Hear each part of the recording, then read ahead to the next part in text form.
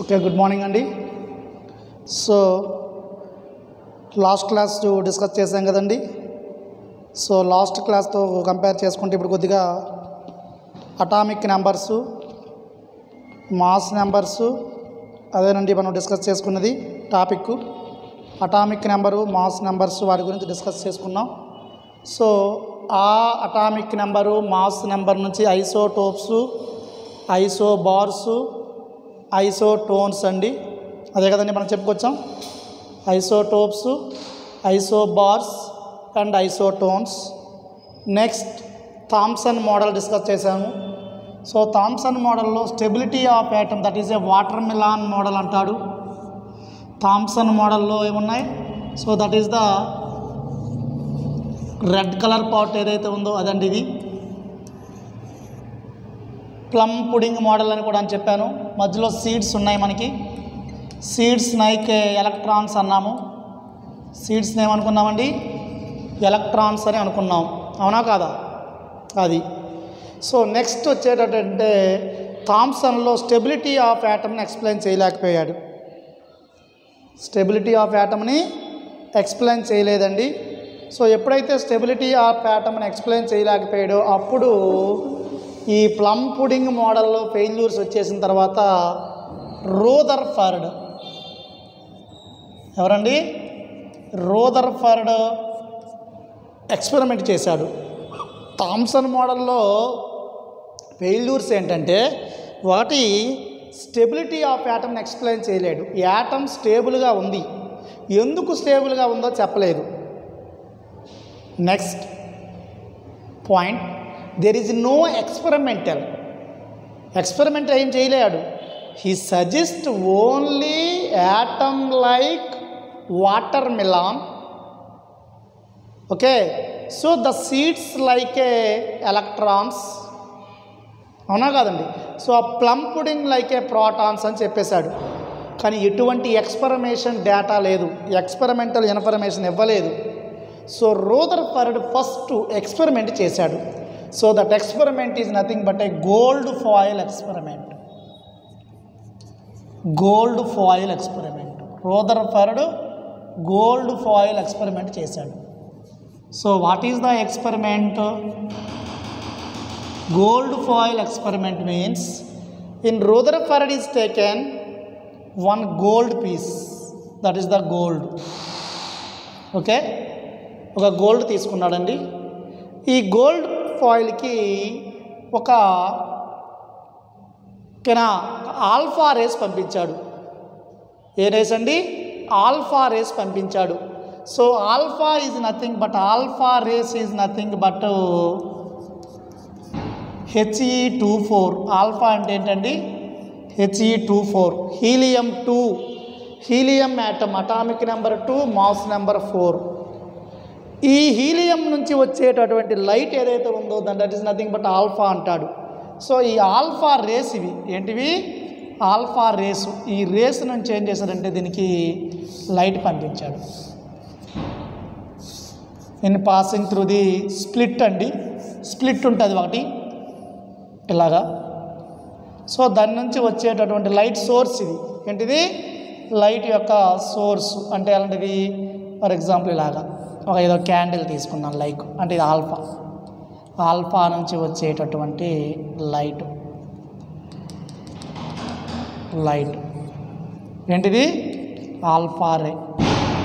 So alpha rays is passing on gold foil. ఏంటంటే ఇది gold foil, that is means gold. చిన్న gold piece తీసుకున్నాడు. ఆ gold piece ద్వారా ఆల్ఫా రేస్ని పంపించాడు, పాస్ చేశాడు.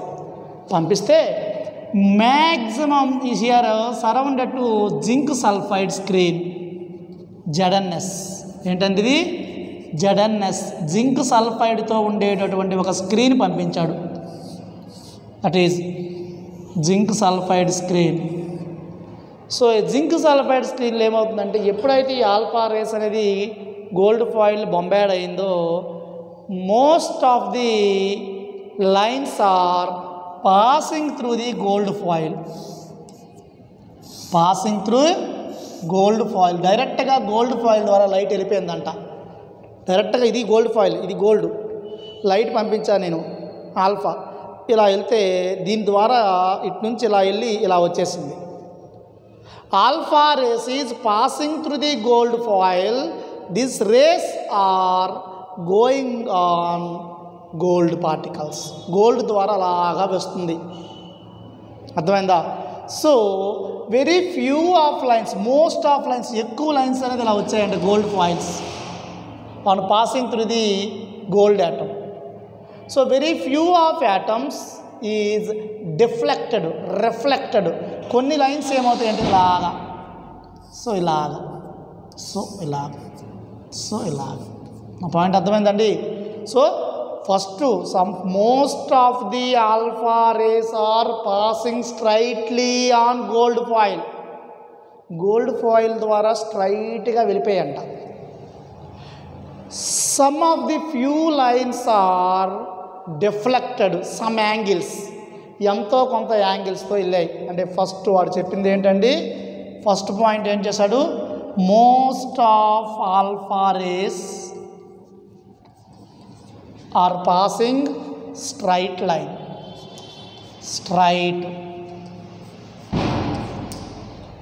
మోస్ట్ ఆఫ్ ఆల్ఫా రేస్ అనేది గోల్డ్ ఫాయిల్ ద్వారా తిన్నగా వెళ్ళిపోయి.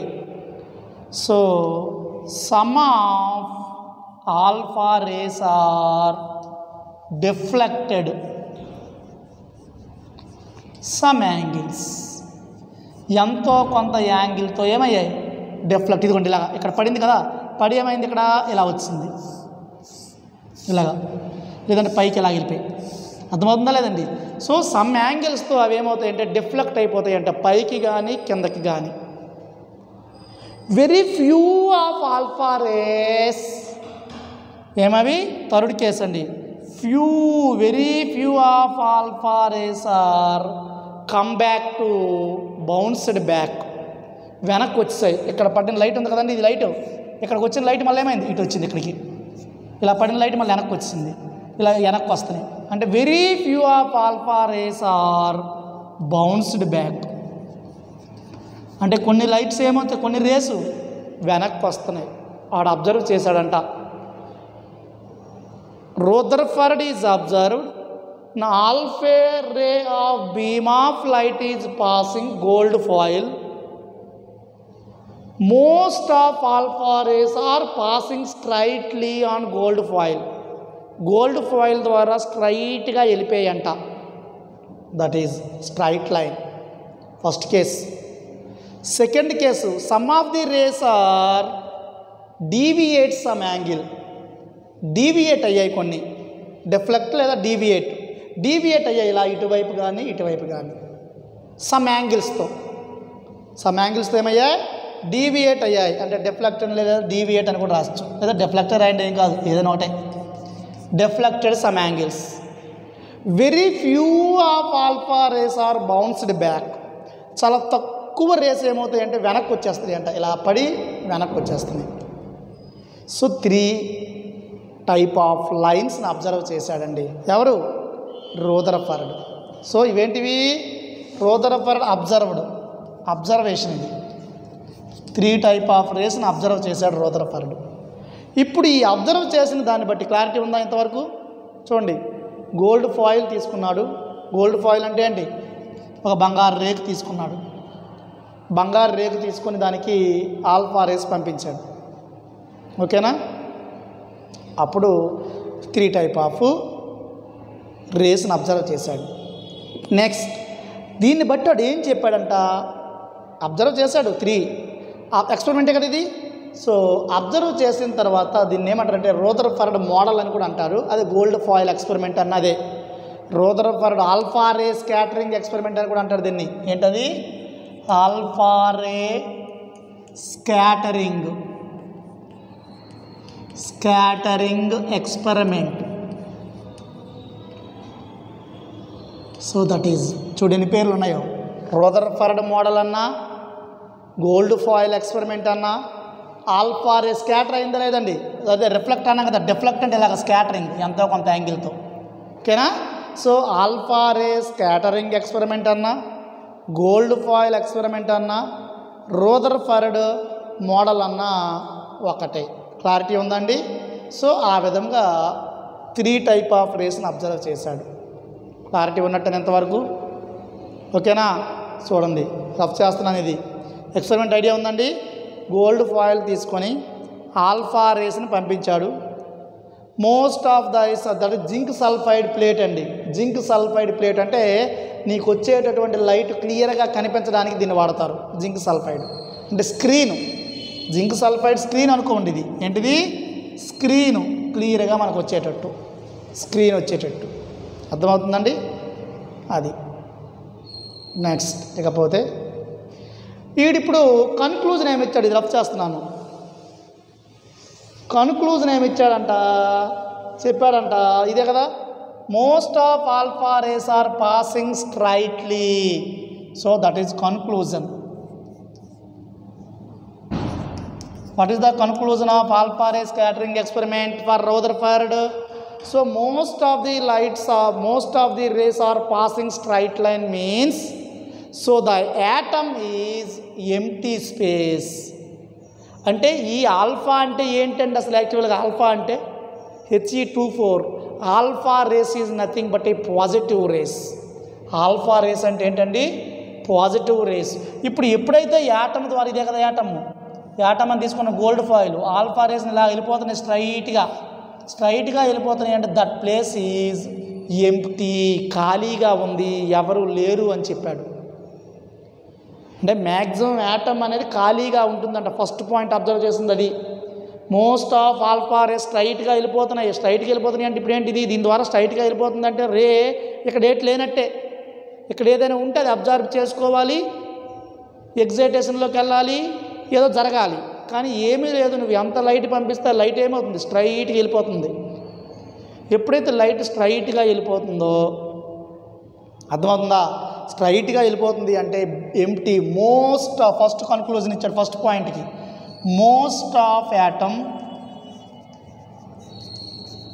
Is empty. ఏంటంటే most of atom is empty అంటే ఎంప్టీలో ఉంటుందంట యాటమ్, ఖాళీగా ఉంటుందని చెప్తున్నాడు. Point number 2. ఓకేనా? ఫస్ట్ పాయింట్ ఏంటది? మోస్ట్ ఆఫ్ యాటమ్ అనేది ఎలా ఉంది?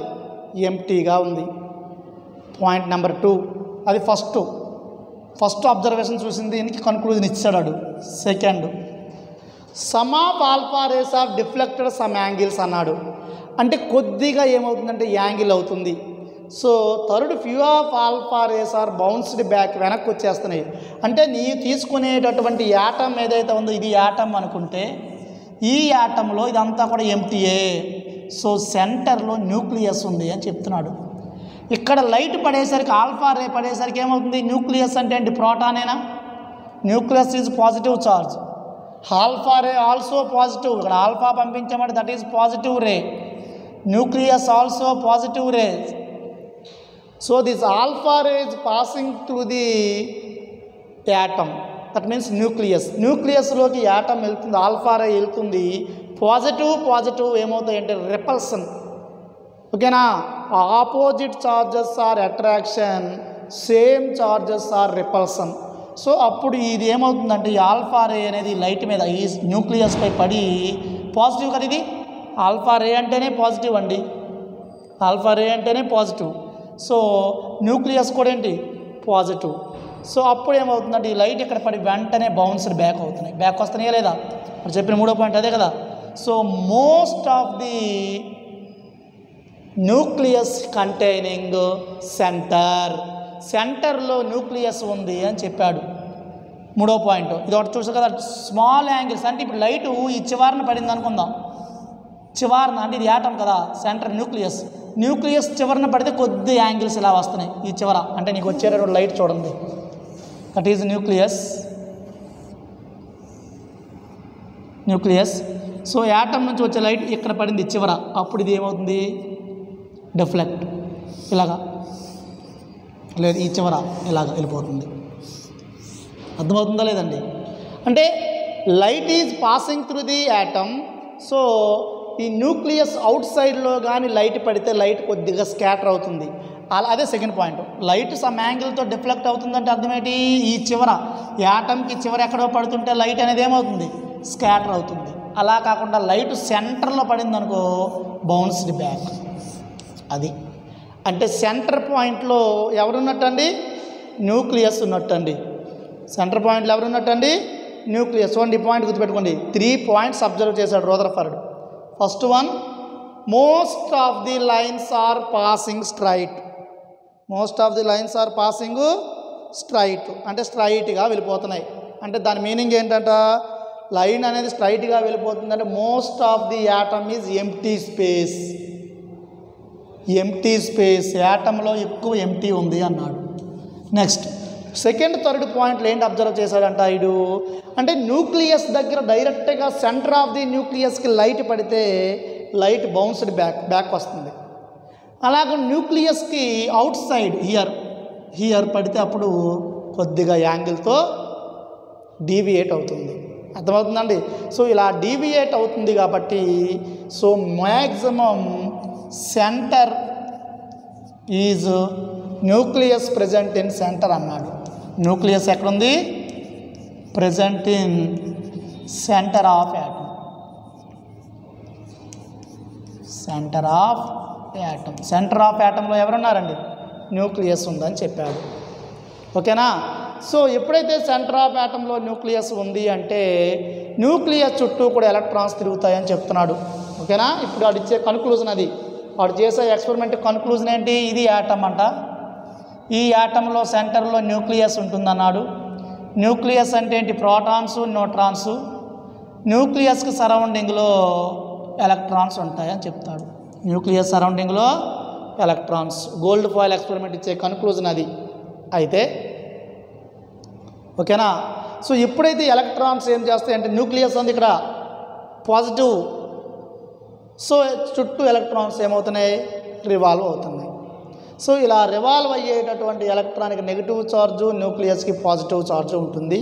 సో ఈ ఎలక్ట్రాన్స్ ఎలాగైతే న్యూక్లియస్ చుట్టూ రివాల్వ్ అవుతున్నాయి అది ఎలా కంపేర్ చేశాడంట? ఎర్త్ ఉంటుంది కదండి, ఎర్త్ ఈజ్ ఏ వాట్ మోడల్సేనా? సో సన్ ఉంది, సన్ చుట్టూ కూడా ఎర్త్ ఏమవుతుంది? రివాల్వ్ అవుతుందా? Earth revolves around sun. ఓకేనా కదండి?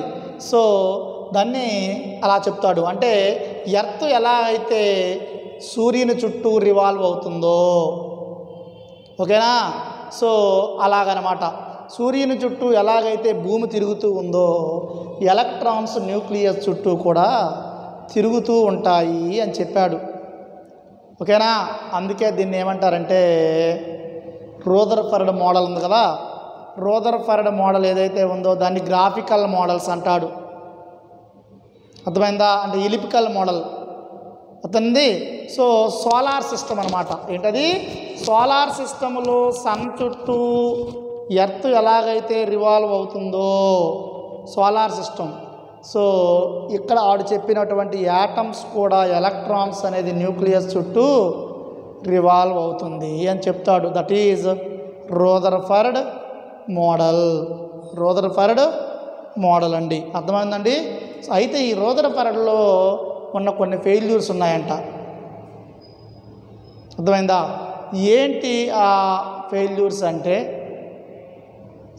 స్టెబిలిటీని చెప్పలేదు. అంటే ఎలక్ట్రాన్స్ న్యూక్లియస్ చుట్టూ రివాల్వ్ అవుతుంది, మరి ఎలక్ట్రాన్ న్యూక్లియస్ చుట్టూ అలాగ రివాల్వ్ అవుతూ ఉంటే ఎలక్ట్రాన్స్ అనేది న్యూక్లియస్ చుట్టూ రివాల్వ్ అవుతుంది అంటున్నాను. సో ఎప్పుడైతే ఎలక్ట్రాన్స్ అనేది రివాల్వ్ అవుతున్నాయో, రివాల్వ్ అవుతూ ఉంటే మరి ఎలక్ట్రాన్కి ఎనర్జీ లాస్ అవ్వాలా? ఎలక్ట్రాన్స్ రివాల్వ్ అవుతుంది, ఎంతవరకు రివాల్వ్ అవుతాయి?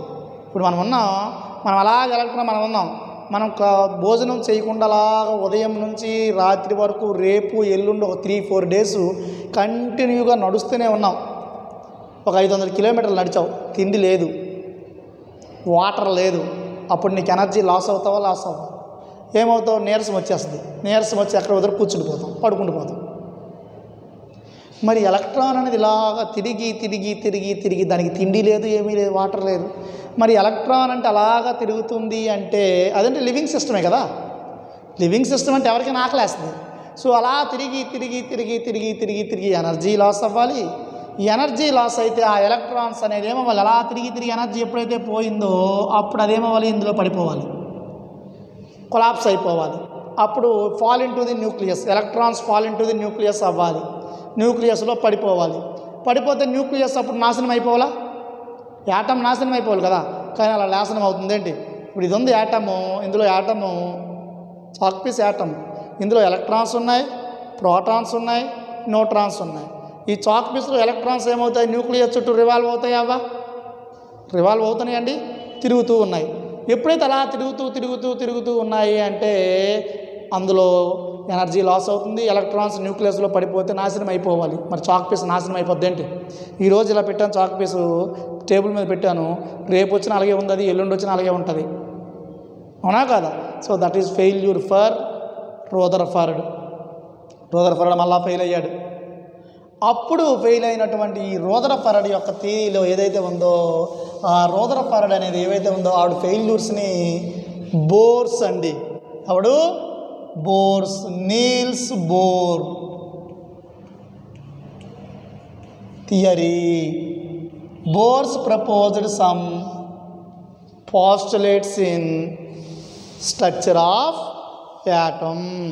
ఒక యాటమ్ తీసుకుంటే ఆ యాటమ్స్కి బోర్ అనేది కొన్ని పాస్టులేట్స్ చెప్పాడు. మళ్ళీ బోర్స్ ఎక్స్పెరిమెంట్ చేయలే, ఎక్స్పెరిమెంట్ చేసి చెప్పింది ఎవడు అంటే ఒక్క రదర్ఫర్డేనండి. జేజే థామ్సన్ చెప్పలే. వాటర్ మెలాన్ తీసుకున్నాడు, వాటర్ మెలాన్ తీసుకుని అందులో రైంజ్డ్ ప్లమ్ పుడింగ్ మోడల్ చెప్పాడు. ప్లమ్ పుడింగ్ మోడల్లో ఏదైతే ఉంటుందో రెజిన్ ఉంటుంది కదా, రెజిన్ అంటే గుజ్జు రెడ్ కలర్లో ఉంటుంది, అది యాటము, అందులోనే ఉంటాయి న్యూక్లియస్లు, ప్రోటాన్స్, న్యూట్రాన్స్ ఉంటాయి. అందులో బ్లాక్ కలర్ సీడ్స్ అనేది ఎలక్ట్రాన్స్ అని చెప్పేశాడు. కానీ రదర్ఫర్డ్ ఏం చేశాడు, ఎక్స్పెరిమెంట్ చేశాడు, గోల్డ్ ఫాయిల్ ఎక్స్పెరిమెంట్ చేశాడు. ఓకేనా? దాన్ని రదర్ఫర్డ్ మోడల్ అంటారు. ఏంటది? రదర్ఫర్డ్ మోడల్ అంటాడు. అర్థమవుతుందండి? నెక్స్ట్ బోర్స్ ఏం చెప్పారంటే ఎక్స్పెరిమెంట్ చేయకుండా కొన్ని స్టేట్మెంట్స్ చెప్పాడంట. ఏంటంట? రదర్ఫర్డ్ చెప్పినట్టు చెప్పాడు, electron revolves around the nucleus. Electron అనేది న్యూక్లియస్ చుట్టూ తిరుగుతుంది అంటే సర్క్యులర్ పాత్. ఎలాగా? Circular path. సర్క్యులర్ అంటే తెలుసు కదా, సర్కిల్ ఇలాగా. ఎలక్ట్రాన్ అనేది తిరుగుతుంది సర్క్యులర్లో అట్ ఎ ఫిక్స్డ్ డిస్టెన్స్. అంటే ఇక్కడ నుంచి ఎలక్ట్రాన్కి ఎంత దూరం ఉందో ఇక్కడ నుంచి కూడా అంతే దూరం, ఇక్కడ నుంచి కూడా అంతే దూరం. అంటే డిస్టెన్స్లో తేడా రాదు కదా. మరి సర్కిల్ అంటే ఏంటి? సర్కిల్ అంటేనే రేడియస్ ఒకే డిస్టెన్స్లో ఉండాలి. సో అది suggest that electrons revolves around the nucleus.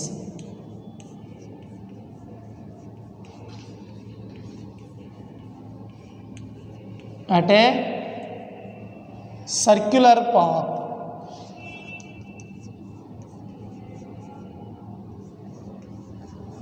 Circular అంటే సర్కిల్, పాత్ అంటే ఏంటి? వే, ఏ మార్గం. Electron revolves around the nucleus అంటే circular path is called orbit అంటాడండి. ఏమంటాడు? Orbit. That is the first point. Electron అనేది న్యూక్లియస్ చుట్టూ రివాల్వ్ అవుతుంది అట్ ఫిక్స్డ్ డిస్టెన్స్, ఒకే డిస్టెన్స్లో తిరుగుతుందంట. సో దాన్ని ఏమంటారంటే ఆడు ఆర్బిట్. పాత్ అంటే వే, తిరగడం. ఎలక్ట్రాన్ రివాల్వ్ అవుతుంది ఎవరి చుట్టూ? న్యూక్లియస్ చుట్టూ ఎట్ సర్క్యులర్ పాత్ అంటే వృత్తాకార మార్గంలో తిరుగుతుంది. ఈజ్ కాల్డ్ ఏమంటారండి? ఆర్బిట్ అంటాడు. అర్థమవుతుందా? నెక్స్ట్ ఈ ఎలక్ట్రాన్ ఆర్బిట్ ఎలా ఉంటాయంటే నెంబర్ ఆఫ్ సెల్స్లో ఉంటాయంట. ఫర్ ఎగ్జాంపుల్ ఇదే ఆటం కదా, సో ఇదొకటి, నెక్స్ట్ ఇదొకటి ఉందా లేదండి? ఇలాగ ఉంటే first orbit. This all also orbits. So that is the distance. ఇది కదా న్యూక్లియస్, చూడండి ఇది న్యూక్లియస్. సో న్యూక్లియస్ నుంచి డిస్టెన్స్ ఇది. So here also distance. So n is equal to 1 2. Here n is equal to,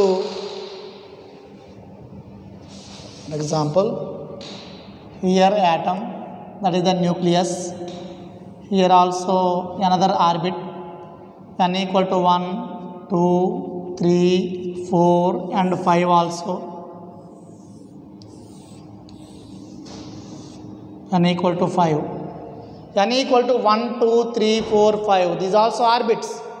Orbits, first orbit, second orbit, third orbit, fourth orbit, fifth, sixth ఉంటాయా లేదండి. So if n is equal to first orbit is k shell అంటాడండి, cells అంటాడు. if n is equal to second orbit that is L cell అంటాడు. n is equal to third M cell అంటాడు. అలాగా అంటే n equal to 1 అయితే ఇదేంటి K cell, n equal to 2 L cell, n equal to 3 M cell, N cell, O cell అంటాడు. అంటే orbits అండి. First orbit అయితే K సెల్ అని, సెకండ్ ఆర్బిట్ అయితే L సెల్ అని, థర్డ్ ఆర్బిట్ అయితే M సెల్ అని అంటాడు. క్లారిటీ ఉందా లేదండి? అది ఇక సెకండ్ పాయింట్ ఏంటంటే ఇప్పుడు ఎలక్ట్రాన్ రివాల్వ్ అవుతుంది కదా, ఆ రివాల్వ్ అయ్యేటప్పుడు అంట neither loss nor gain. Electron అనేది తిరుగుతున్నప్పుడు ఎలక్ట్రాన్ ఎక్కడ తిరగవచ్చు, ఎక్కడ తిరగవచ్చు, ఇక్కడ తిరగవచ్చు, ఏదైనా ఒక ఫిక్స్డ్ ఆర్బిట్లో తిరగవచ్చు. ఇక్కడ ఉంది, ఇక్కడ నుంచి ఇక్కడ తిరుగుతుంది ఎలక్ట్రాన్. ఒకే డిస్టెన్సా కాదా? ఫిక్స్డ్ డిస్టెన్స్ అయితే దాన్ని ఏమన్నాము, ఆర్బిట్ అన్నారు. సో ఆ ఆర్బిట్లో ఎలక్ట్రాన్ రివాల్వ్ అయినంతసేపు ఓకేనా, it is neither loss nor gain energy. Neither loss nor gain energy. Electron revolve అవుతున్నంతసేపు, ఎలక్ట్రాన్ రివాల్వ్ అవుతున్నంతసేపు ఎనర్జీ లాస్ కానీ గెయిన్ కానీ జరగకపోతే దట్ ఆర్బిట్ ఈజ్ కాల్డ్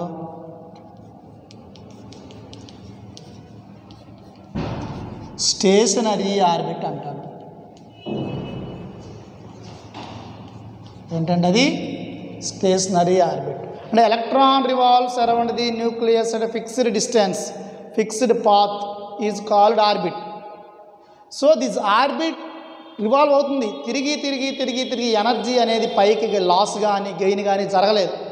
ఎప్పుడు ఒకేలా, అంటే ఉదయం 9 గంటలకు స్టార్ట్ అయినప్పుడు ఎలక్ట్రాన్ ఎలా తిరుగుతుందో సాయంకాలం రాత్రి 9 అప్పుడు కూడా ఎలక్ట్రాన్ అలా అదే స్పీడ్తో తిరగాలి.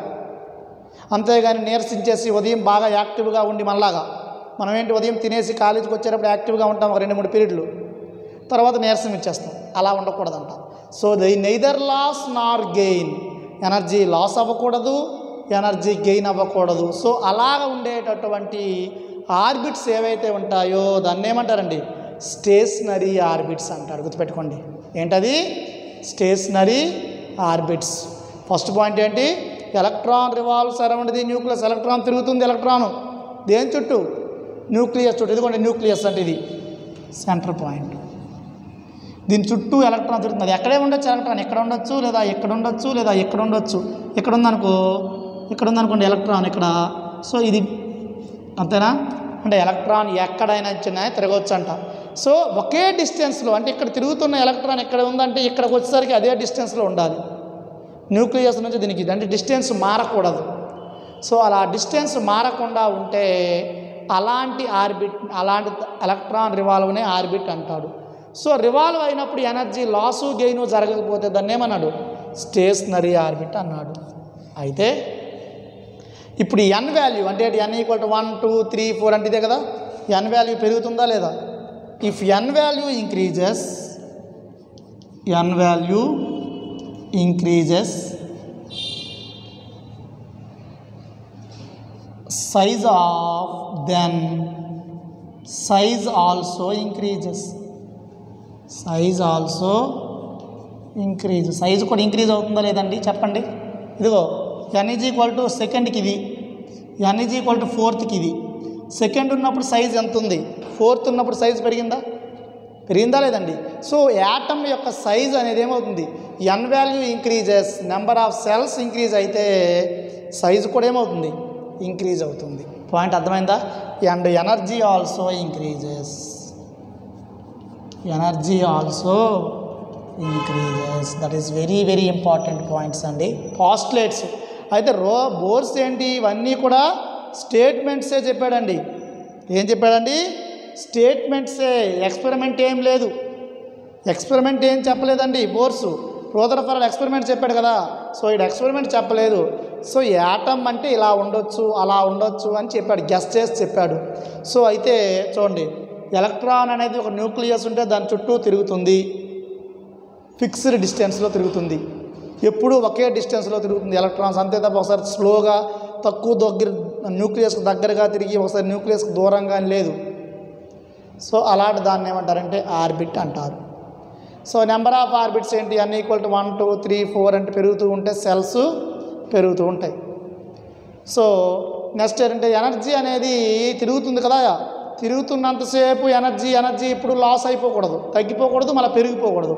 ఉదయం స్లోగా తిరిగి ఈవినింగ్ ఫాస్ట్గా తిరగడం ఉండకూడదు, ఒకేలాగా ఒకే ఎనర్జీతో తిరిగితే అలాంటి ఆర్బిట్ని ఏమంటారంటే స్టేషనరీ ఆర్బిట్ అంటారు. అర్థమైందా? ఏమంటారండి? స్టేషనరీ ఆర్బిట్స్ అంటారు. సో ఎన్ వాల్యూ అలాగా పెరుగుతుంది, 1 2 3 4 5 అంటే కే సెల్, ఎల్ సెల్, ఎం సెల్, ఎన్ సెల్ అంటాడు. n = 4 అయితే ఎన్ సెల్, n = 5 అయితే ఓ సెల్. అర్థమవుతుందండి?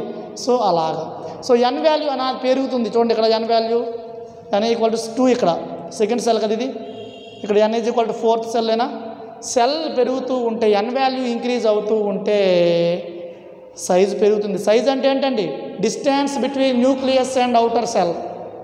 అటామిక్ సైజ్ అని నేర్చుకున్నాం మనం పీరియాడిక్ టేబుల్లో. అర్థమవుతుందండి? So size means distance between nucleus to last orbit, అంటే ఎలక్ట్రాన్ ప్రెజెంట్ ఇన్ ఆర్బిట్. అంటే మనం ఎక్కడైతే అనుకుంటున్నామో అది లాస్ట్లో ఉండాలి. అలా ఉండేటటువంటి ఆర్బిట్ ఏదైతే ఉందో దాన్ని ఏమంటారంటే సైజ్ ఆఫ్ ఆర్బిట్. ఈ సైజ్ ఆఫ్ ఆర్బిట్ ఏమవుతుందండి? ఇంక్రీజ్ అవుతున్నట్టేనా? ఎన్ వాల్యూ ఇంక్రీజ్ అవుతూ ఉంటే సైజ్ ఏమవుతుంది? ఇంక్రీజ్ అవుతుంది. ఎనర్జీ కూడా ఏమవుతుంది? ఇంక్రీజ్ అవుతుంది. ఓకేనా? 3 పోస్ట్లెట్స్, ఇంకో 3 ఉన్నాయండి, నెక్స్ట్ క్లాస్లో చెప్దాం మనం. ఓకేనా? క్లారిటీ ఉందా? రాసుకోండి.